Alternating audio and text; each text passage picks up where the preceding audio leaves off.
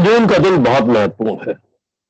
आज से साल भर पहले गैल्वेन घाटी में चाइना के हमले में हमारे 20 से ज्यादा जवान मारे गए और उन जवानों की शहादत के बाद ये बात दूसरी है कि हमने भी अपना एक जो जोश होता है, जलवा होता है, जो पराक्रम होता है, हमारे सैनिकों ने दिखाया। और फिर चाइना के साथ क्या सलूक हुआ ये हम सब लोग जानते हैं।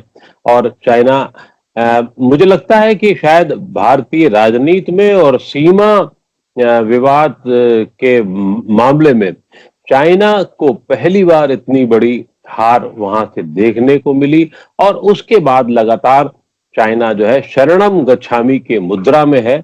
लेकिन ये बात है कि चाइना है कि मानता नहीं, चाइना अपनी हरकतों से नहीं मानता, बीच बीच में कई हरकतें करता रहता है और बातचीत के तमाशे होते हैं। लगभग 1 दर्जन बार बातचीत करने की कोशिश की और ये भी आज इत्तेफाक देखी कि कल ही जो है वो चाइना ने फिर कहा है कि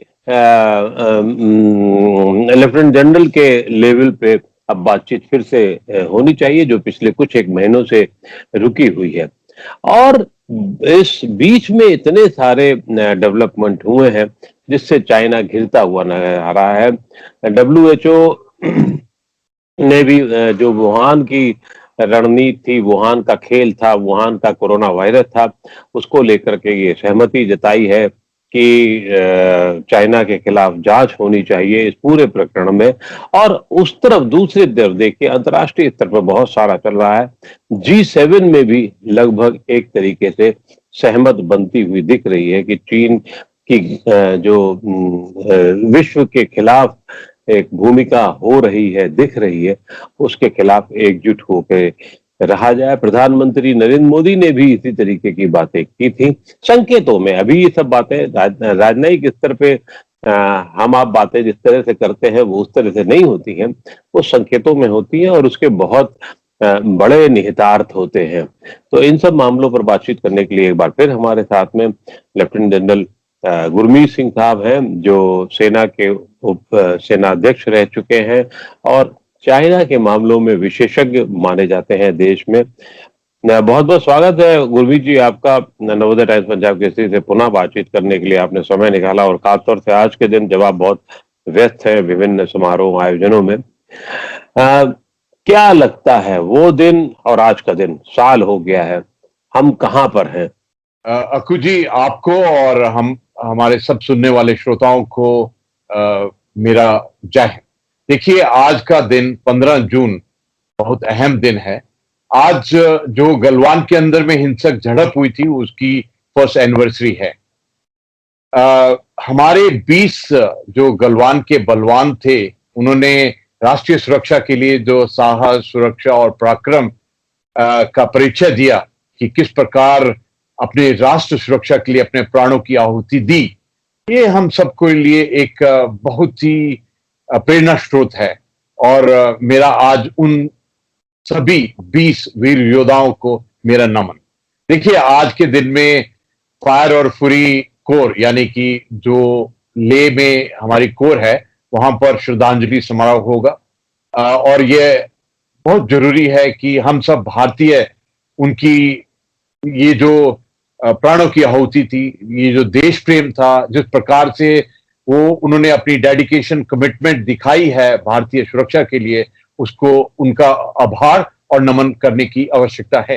देखिए, ये बहुत ही, मैं बोलूंगा कि एक गर्व की बात है कि 26 जनवरी 2021 को कर्नल संतोष बाबू को महावीर चक्र से और 5 वीर योद्धाओं को वीर चक्र से सम्मानित किया गया। ये उनकी जो बहादुरी थी, उनको पूरे संपूर्ण देश ने उनको सम्मान दिया अपने 26 जनवरी को। उसके पश्चात देखिए, बहुत मिलिट्री लेवल टॉक्स हुई, डिप्लोमेटिक टॉक्स हुई और स्थिति ने भी काफी करवट ली। और इन स्थितियों की करवटों में सबसे बड़ी बात यह थी कि 29 अगस्त को भारतीय सेना ने एक ऐसा मिलिट्री मनूवर, एक स्ट्रैटेजिक मूव किया जिसके अंदर में प्रीएम्प्टिव और प्रोएक्टिवनेस बहुत थी, और एक ही रात के अंदर में पूरा स्थिति को बदल दिया। यानी कि साउथ बैंक ऑफ अगेंगसो, रिचिंगला, रजिंगला, जो black top, helmet top, Gurung hill के इलाके में इनको ऑक्युपाई कर लिया, जो स्ट्रैटेजिक हाइट्स थी एलएसी से अपनी तरफ में। उससे तो स्थिति एकदम ही बदल गई।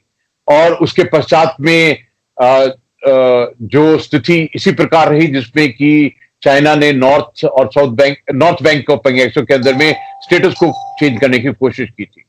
देखिए, सबसे पहले तो बहुत बड़ी बात है कि हमारे इन वीर योद्धाओं ने, चाइना ने जो जरूरत की थी, जो कोशिश की थी स्टेटस को यूनिलैटरली चेंज करने के, उसके लिए क्या किया, उसके लिए उनको किस प्रकार डट के उनका मुकाबला किया, ये पूरे देश के लिए एक बहुत बड़ा अहम चीज है। मैं कहूंगा ये सिर्फ देश के लिए नहीं, पूरे विश्व के लिए एक सबक था कि किस प्रकार चाइना की जो एक्सपेंशनिज्म है उसको चेकमेट करना है। देखिए, 15 जून को क्या बड़ी बात, जहां अगर हम कहें कि 5 मई को जो हुआ था, उसमें चाइना ने जितने भी हमारे 5 एग्रीमेंट्स उनके साथ में हुए थे उसको डिसऑनर किया। इसका मतलब चाइना ऐसा देश है जो एग्रीमेंट करने के पश्चात भी उसको डिसऑनर करता है। लेकिन बड़ी बात यह है, 15 जून को जो पूरे विश्व ने देखा कि पीएलए की जो एक्चुअली कम्बैट कैपेबिलिटी है वो तो कुछ नहीं है, उसकी कम्बैट इफेक्टिवनेस भी नहीं है। और उनके जिस प्रकार से दुनिया बोलती है 40 से 45 सैनिक मरे, और उसके बाद में उन्होंने 5 का कबूला भी है, लेकिन मेरी नजर से तकरीबन 100 मरे थे उनके।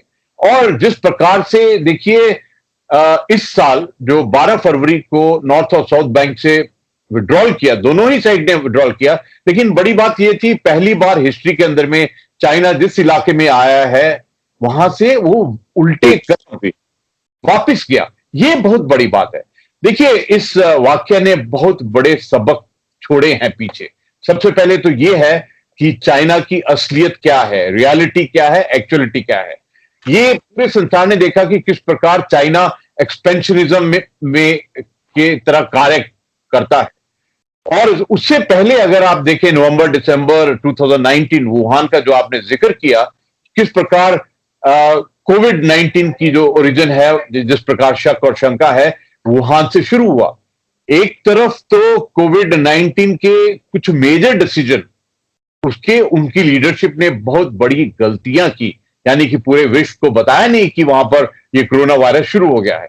अभी तो जिस प्रकार से स्टेटमेंट और डॉक्यूमेंट आ रहे हैं, ऐसा लगता है हो सकता है इन्होंने बायोवेपन, पक्का है कि बायोवेपन के ऊपर में काम कर रहे थे, लेकिन इन्वेस्टिगेशन से पता लगेगा। लेकिन शक है कि इनकी कोशिश थी बायोवेपन्स बनाने की, इनकी कोशिश थी गेन ऑफ फंक्शन, यानी कि किस प्रकार इस वायरस को एक वायरुलेंट और खतरनाक बनाया जाए और इसको बायो टेररिज्म और बायोवेपन की तरह इस्तेमाल किया जाए। इनकी जो मंशा थी वो अभी सबके सामने में आ रही है। देखिए, अभी जो G7 का आपने जिक्र किया, उसके अंदर में जो पूरे विश्व के 7 ऐसे देश हैं जो अर्थव्यवस्था में सबसे आगे हैं, उन्होंने इकट्ठा होकर उसके अंदर में भारत और ऑस्ट्रेलिया को भी इनवाइट किया, अपार्ट फ्रॉम साउथ कोरिया और साउथ अफ्रीका को। वहां पर देखिए, मुख्यतः 4 बातें थी। एक तो कोविड और वैक्सीन को लेकर, दूसरा चाइना के थ्रेट्स को लेकर और चैलेंजेस को लेकर, और तीसरा था इकोनॉमी रिकवरी, और चौथा क्लाइमेट चेंज और एनवायरनमेंट के बारे में। अभी तो पूरे विश्व को पता चल गया है कि लगता है कि कोविड-19 के पीछे में ये चाइना का कार्रवाई थी। अभी तो इतना बड़ा यू टर्न हुआ वहां पर कि WHO के जो चीफ हैं डॉक्टर टेड्रोस, उन्होंने कहा कि अभी फेज 2 में जो इन्वेस्टिगेशन पहले करने की कोशिश करते हैं उसको दोबारा किया जाएगा। जब कोई कहता है कि इन्वेस्टिगेशन दोबारा किया जाएगा, तो इसका मतलब यह हुआ कि पहली बार जब कोशिश की WHO ने, ना तो उसमें चाइना ने सहयोग दिया, ना ही ट्रांसपेरेंसी थी, ना ही डाटा शेयर किए। तो अभी पूरे विश्व इकट्ठा होकर उनके ऊपर में ये दबाव डाला, ये चौतरफा अभी प्रेशर है चाइना के ऊपर में कि पूरा दुनिया, देखिए पूरे विश्व के अंदर में 17.5 करोड़ संक्रमित हुए हैं, इन्फेक्टेड हुए हैं कोरोना वायरस से, और 37 लोगों ने अपनी जान गवाई है। इसके बाद तो पूरा विश्व, पूरी मानवता चाहती है कि पता चले कि ये क्या लेबोरेटरी में बना था कोरोना वायरस, क्या ये बायो वेपन की एक कार्रवाई थी, क्या ये जेनेटिकली इसको इंजीनियर किया जा रहा था, और इसके पीछे में चाइना की मंशा क्या थी। क्यों चाइना इसमें रिलक्टेंस, मिसइंफॉर्मेशन और डिसइंफॉर्मेशन कर रहा है, क्यों इस प्रकार का प्रोपेगेंडा कर रहा है। और सबसे बड़ी बात क्या है, देखिए अक्कू जी, कि G7 में दो अहम फैसले किए गए। एक है B3W, build back better world. उन्होंने BRI यानी कि बेल्ट रोड इनिशिएटिव जो चाइना ने शुरू किया था, जिसके अंदर में 3,068 कंट्रीज 2013 में किया था, उसका एक ऑल्टरनेटिव बनाने के लिए एक उनकी एक प्लानिंग किया कि किस प्रकार 40+ ट्रिलियन को इकट्ठा किया जाए और जो डेवलपिंग नेशन है उसमें इंफ्रास्ट्रक्चर डेवलपमेंट के लिए सपोर्ट किया जाए। और दूसरा ये कि एक नया सेंटर बनाया जाए जिसके अंदर में वैक्सीन के बारे में उसकी डेवलपमेंट और जो मैं कहूंगा कि जो उसके बारे में तैयारी होनी चाहिए उसके बारे में सोच विचार किया जाए। ये बहुत बड़ी बातें हैं क्योंकि पूरे विश्व में एक चाइना ने बहुत बड़ी चुनौती खड़ी कर दी है कि कोविड-19 की, उसके ऊपर में बीआरआई एक्चुअली है तो ये इंफ्रास्ट्रक्चर के लिए, लेकिन इसके पीछे में जो डेप्थ ट्रैप की डिप्लोमेसी है, इसके अंदर में जो इकोनॉमिक क्लोनाइजेशन है, इसके अंदर में जो इकोनॉमिक कोअर्जन है, ये बहुत खतरनाक है, स्पेशली छोटे छोटे देशों के लिए जिसको चाइना का बहुत बड़ा इफेक्ट है। देखिए, जहां तक G7 की बात है और जो BRI की बात है, या उनका जो सिल्क रूट, चाइना का जो सिल्क रूट जिसे हम लोग सिल्क रूट के नाम से भी जानते हैं, वो तो बहुत बड़ा एक जाल है जो पहले आप कहेंगे कि साहब हम अपना रोड बनाएंगे, इंफ्रास्ट्रक्चर देंगे, उसके लिए लोन देंगे, और लोन चुकता नहीं कर पाने की स्थिति में बहुत अलग तरीके की स्थिति होती है और इसमें कई छोटे छोटे देश फंस चुके हैं उसमें, ये हम सब लोग जानते हैं। चाइना के बाद में अगर ये जो कार्रवाई अगर G7 के देश, जिसमें बाद में ऑस्ट्रेलिया और भारत को भी शामिल किया गया है, तो क्या वो चाइना के पैरेलल जो $7 ट्रिलियन की जो इकोनॉमी से काम करना चाहते हैं, उसका क्या रूप होगा, और क्या वो उन देशों को चाइना के कब्जे से हटा सकेंगे जिसमें चाइना ने कब्जे में लिया हो, चाहे वो बांग्लादेश हो, चाहे वो थाईलैंड हो, चाहे वो म्यांमार हो, वियतनाम हो, जो चीन से जुड़े हुए 14 देश है, उसमें से ज्यादा, काफी ऑस्ट्रेलिया वगैरह को छोड़ दिया जाए तो ज्यादातर देश में उसने सिल्क रूट की वो रखी हुई है। भारत ने बहुत उकड़ा विरोध किया था उसका। तो आपको क्या लगता है कि वो एक उसके पैरेलल खड़े करने की कोशिश होगी? और दूसरा, जो कोरोना वायरस को लेकर के इन देशों ने उसकी रिसर्च और फिर कहा कि हम बांटेंगे भी डेवलपिंग कंट्रीज को, 10 मिलियन से ज्यादा लोगों को देंगे अभी, फिर बाद में भी देंगे, तो ये काउंटर करने की रणनीति है, कहां तक सफल हो पाएगी? अकुल जी, आपने बहुत सुंदर तरीके से ये सवाल किया है। देखिए, जो चाइना की 3 बातें हैं, पहला तो जो क्योंकि उनके कारण ये जो कोविड-19 शुरू हुआ है, ये चैलेंज है, इससे पूरे विश्व को उभरना पड़ेगा, इससे ग्लोबल रिकवरी करनी पड़ेगी हेल्थ सेक्टर के ऊपर। दूसरी बात है जो BRI, और दूसरा BRI का जो इकोनॉमी के ऊपर में इफेक्ट हुआ है, 1, और दूसरा जो कोविड के कारण इकोनॉमी को के ऊपर में असर पड़ा है, इन दोनों से किस प्रकार पूरा विश्व उभरता है। और तीसरी बात है कि चाइना की जो एक असर्टिवनेस, एग्रेसिवनेस, बेलिजरेंस, जो हर एक ही फ्रंट के ऊपर में एक बिहेवियर और एटीट्यूड जो एग्रेसिवनेस का है, इसको कैसे चेकमेट किया जाए और किस प्रकार से इंडो पैसिफिक रीजन और क्वाड्स के ऊपर में कार्रवाई हुई है। ये पूरा विश्व चाइना के थ्रेट और चैलेंजेस के सामने में खड़ा हो गया है। अगर आप इसके केंद्र बिंदु देखें तो किस प्रकार वो चाहते हैं कि जो चाइना BRI के जाल में देशों को फंसाना चाहता था, उसका क्या ऑल्टरनेटिव हो, ये पहली बात है। दूसरा है कि किस प्रकार पूरा विश्व ऐसी वैक्सीनेशन करे कि जो कोरोना से संक्रमित हैं उनको, बाकी पॉपुलेशन को किस प्रकार बचाया जाए। अगला पॉइंट है कि किस प्रकार इंडो पैसिफिक रीजन के अंदर में और बाकी जगह में जो चाइना की थ्रेट और चैलेंजेस है उसके अगेंस्ट में जो डेमोक्रेसीज और जिनके ऊपर में प्रभाव है चाइना का, उसको कैसे बचाया जाए। ये देखिए अक्कू जी, एक वन वॉइस है, ये एक समरसता है, ये एक सोच है, ये एक जिस प्रकार हमारे प्रधानमंत्री जी ने बहुत सुंदर तरीके से कहा, ये शेयर्ड वैल्यूज हैं थ्रेट और चैलेंजेस के। चैलेंजेस क्या है? अथॉरिटेरिज्म, चैलेंजेस है इकोनॉमिक कोअर्जन, चैलेंजेस है एक्सट्रीमिज्म। और देखिए अभी जो G7 में बात की है, एक्चुअली हमको बिटवीन द लाइंस देखना पड़ेगा। वहां पर तो ताइवान, हांगकांग और सिंजियांग के बारे में भी बात हुआ। वहां यह बात हुआ कि किस प्रकार सिंजियांग के अंदर में forced labour, human right violation किए जा रहे हैं। वहां पे तो यह भी कंसर्न जाहिर की कि ईस्ट चाइना सी और साउथ चाइना सी की सिक्योरिटी के बारे में। और देखिए जिस प्रकार चाइना यूनिलैटरली स्टेटस को चेंज करने की कोशिश कर रहा है, इसके अगेंस्ट में क्या किया जाए। जिस प्रकार से ताइवान स्टेट में, ताइवान के ऊपर में, फिलीपींस, मलेशिया, ये सब जगह के ऊपर में चाइना का एक खतरा सा है। और देखिए बड़ी बात क्या है, ऑस्ट्रेलिया जैसे देश जो जिनकी अर्थव्यवस्था, ट्रेड, मार्केट चाइना के साथ जुड़े हुए थे, वो तो एकदम 2020 और अब एकदम फिर दोबारा से बार बार कह रहे हैं कि कोविड-19 के ओरिजिन का पता लगाइए। देखिए ताइवान पहला देश था जिसने पूरे दुनिया को बताया कि देखिए ये जो वुहान से शुरू हुआ है ये ह्यूमन टू ह्यूमन हो सकता है, इसलिए पूरे विश्व को इसके बारे में सावधानी बरतनी चाहिए। लेकिन चाइना दूसरी तरफ ताइवान के ऊपर में ही न जाने कितनी बार एयर वायलेशन कर चुका है। पहले WHO और डॉक्टर टेड्रोस उनके एक कॉम्प्लेक्सिटी दिखाई दे रही थी चाइना के साथ में, लेकिन अभी जो G7 के बाद में एक यू टर्न सा हुआ है।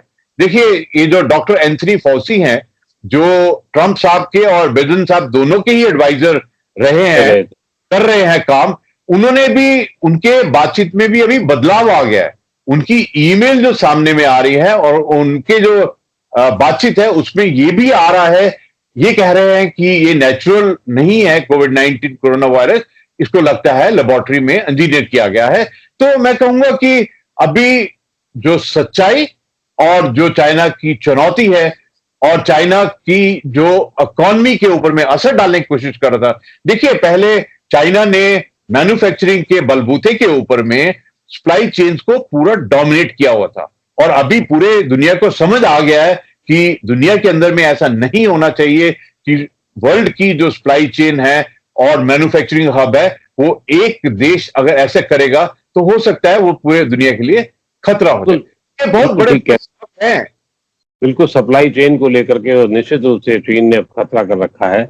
लेकिन एक बड़ा और मेरे ख्याल से अंतिम सवाल ये होगा कि क्या अब भारत की सीमा साल भर पहले वाली स्थिति में है, या उससे हम लोग अच्छे में हैं या बुरे में हैं, या ये कि ऐसे ही चलता रहेगा, हमें कुछ पता लगेगा या नहीं लगेगा? क्या आपको क्या लगता है? और खास तौर से सीमा पर स्थिति क्या है? चीन कितने एग्रेशन में है? क्योंकि जैसा कि मैंने सुना है उसने स्थायी वहां पर इंफ्रास्ट्रक्चर बना लिए हैं और भारी सारी चीजें कर रहा है वो, तो वो लगातार वो लड़ने के मूड में है और एक तरफ बातचीत करने का लारा लप्पा दे रहा है कि अब अभी जैसे कहा गया कि सेना के वरिष्ठ अधिकारी के साथ, बिल्कुल वरिष्ठतम अधिकारियों के साथ बातचीत हो, तो क्या आपको लगता है? अक्कू जी, यथास्थिति में जो ईस्ट लद्दाख LAC पर स्थिति है वो वैसी है जैसे पहले थी। सिर्फ बदलाव यह है कि नॉर्थ और साउथ बैंक के अंदर में विड्रॉल हुआ था, दोनों ही साइड का जो फ्रिक्शन पॉइंट था, उसके बाद स्थिति में कोई खास फर्क नहीं है। चीन ने एक साल के अंदर में अपने ट्रूप्स का रोटेशन किया है, 90% ट्रूप्स को बदल दिया है। उसके अलावा जो उसका साजो सामान है, उसकी जो ट्रेनिंग है, हाल ही में उन्होंने एयरफोर्स की, अपने PLA एयरफोर्स की पाकिस्तान की एयरफोर्स के साथ मिलकर उसको तिब्बत के अभ्यास भी किया। उसके अलावा उन्होंने अपना रॉकेट फोर्सेस के और जिस प्रकार आपने बताया इंफ्रास्ट्रक्चर डेवलपमेंट भी किया है। तो कहने का मकसद ये है, इसका लबोलबाब की स्थिति में कोई बदली नहीं है खास, स्पेशली थ्रेट चैलेंजेस के बारे में। और उसी प्रकार अगर आप भारत की तरफ देखें तो भारत का जो ऑपरेशनल प्रिपेयर्डनेस है, ऑप रेडीनेस है, उसमें भी एकदम मैं कहूंगा पुख्ता है और पैना है। भारत की तरफ से इंटेलिजेंस, मॉनिटरिंग और सर्वेलेंस एकदम बिल्कुल ऊंचे दर्जे की है। भारत में जो तब्दीलियां हुई हैं वो है ज्वाइंटनेस का लेवल, यानी कि आर्मी, नेवी, एयरफोर्स के ज्वाइंटनेस का लेवल। भारत ने जो एडिशनल जो मिलिट्री वेयर विदॉल इंडक्ट किए हैं, भारत की एयरफोर्स में जो इजाफा हुआ है, भारत की ड्रोन शक्ति में जो इजाफा हुआ है, भारत की एयर डिफेंस में जो इजाफा हुआ है, वो खास डिफरेंसेस है। तो मैं कहूंगा कि भारत किसी भी चुनौती के लिए तैयार है। और एक बहुत बड़ी बात है, देखिए कुछ भी बोलें, ये जरूरी है कि हम एक समाधान और सोल्यूशन की तरफ बढ़ना चाहिए। उसके लिए ये जरूरी है कि दोनों देश के बीच में तनाव को कम करने के लिए डिसएंगेजमेंट जो बाकी इलाके की है उसको इमीडिएटली करना चाहिए, पहली बात। दूसरा, इस इलाके को डी एस्केलेट करना चाहिए और एक्स्ट्रा ट्रूप्स को डी इंडक्ट करना चाहिए, ये पहली बात है। दूसरा, एलएसी क्लैरिफिकेशन एक्सरसाइज को दोबारा शुरू करना चाहिए ताकि बार बार इस प्रकार झगड़ा ना हो। और मैं कहूंगा एग्रीमेंट जिसको चाइना ने डिसऑनर किया है उसको दोबारा खंगालने की जरूरत है। इसके अलावा बॉर्डर इशू, बॉर्डर डिस्प्यूट के बारे में फिर दोबारा डिस्कशन करने की बहुत जरूरत है। और देखिए एक बात है कि जिस प्रकार से पूरी दुनिया कोविड-19, भारत के लिए स्पेशली अगर आप देखें, कोविड-19 तो था, लेकिन एलएसी और एलओसी पर चीन और पाकिस्तान की कल्यूसिवनेस भी थी। लेकिन जिस प्रकार भारतीय सेना ने एक मैं कहूंगा उनकी मिलिट्री कैपेबिलिटी, कैपेसिटी और स्किल दिखाई है, उससे क्या हुआ, 12 फरवरी को चाइना ने नॉर्थ और साउथ बैंक से विड्रॉ किया। 25 फरवरी को पाकिस्तान ने सीज फायर एग्रीमेंट साइन किया एलओसी के ऊपर में। तो इससे ये बिल्कुल क्लियर होता है कि भारतीय सेना ने जो पराक्रम दिखाया है, जो साहस शौर्य दिखाया है, उसका एक खास फल मिला है। पूरी तरह हार हुई है दोनों की, चीन की और पाकिस्तान की। और देखिए एक बात पक्की है कि